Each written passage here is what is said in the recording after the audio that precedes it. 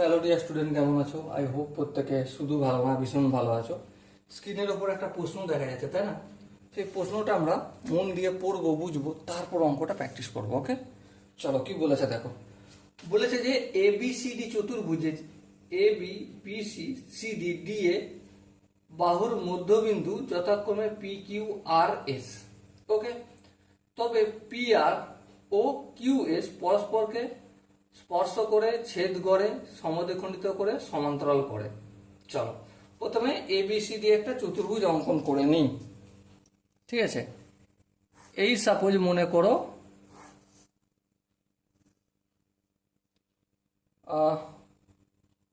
এ B C D চতুর্ভুজ। ঠিক আছে, এ বি বাহুর মধ্যবিন্দু কি? পি। চলো এ বি এর মধ্যবিন্দু সাপোজ আমি পি বলছি। বেশ, তারপর কি? বিসি এর মধ্যবিন্দু কিউ। এই বিসি এর মধ্যবিন্দু এখানটা সাপোজ কিউ বললাম। আচ্ছা, সিডি এর মধ্যবিন্দু কি? সিডি এর মধ্যবিন্দু আর, এই আর বললাম। আচ্ছা, এডি এর মধ্যবিন্দু কি? এস, এই এস বললাম। পি আর, পি আর বলতে এই পি আরটা। কিউএস, এই কিউএসটা পরস্পরকে সমদ্বিখণ্ডিত করবে, না স্পর্শ করবে, না ছেদ করবে, না সমান্তরাল হবে, সেটা আমাকে বলতে হবে। ওকে, সো লক্ষ্য করো, এই মধ্যবিন্দুগুলো দিয়ে আমরা একটা কি করব? চতুর্ভুজ অঙ্কন করব। চলো অঙ্কন করলাম। ওকে, এবার দেখো এ বি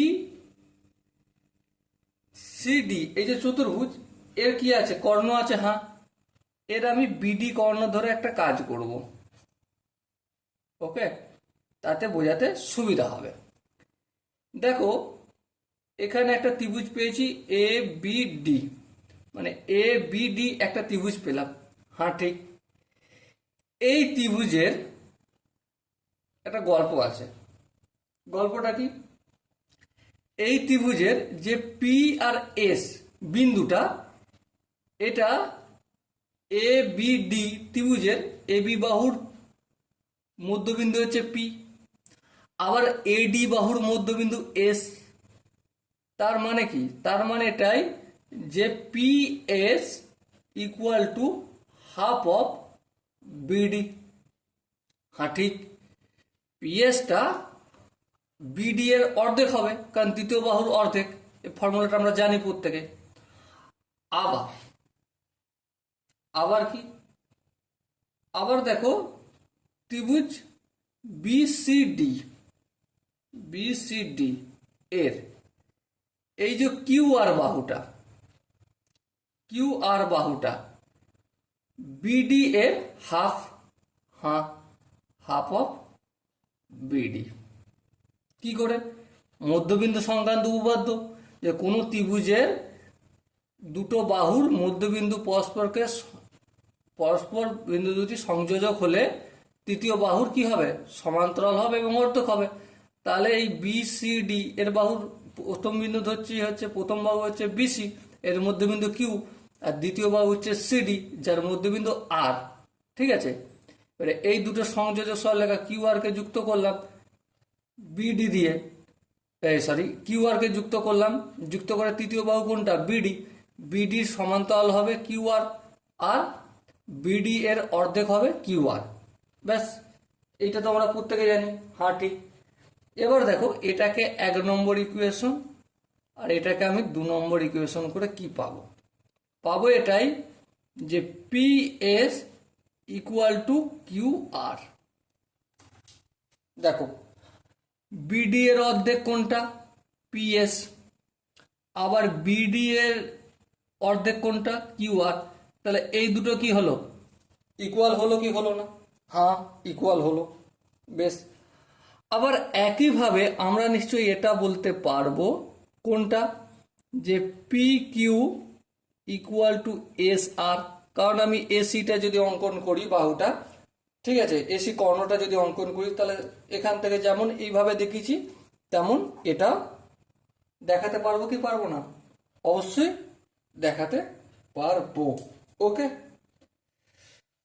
সো এবারে দেখো পি কিউ আর এস, তাহলে কি একটি সামান্তরিক, কারণ সামান্তরিকের বিপরীত বাহুগুলোর দৈর্ঘ্য কি হয়, সমান হয়। দেখো পি এসটা কিউ আর এর সঙ্গে সমান, পি কিউটা এস আর, পি এসটা কিউ আর এর সঙ্গে সমান, পি কিউটা এস আর এর সঙ্গে সমান হয়ে গেছে।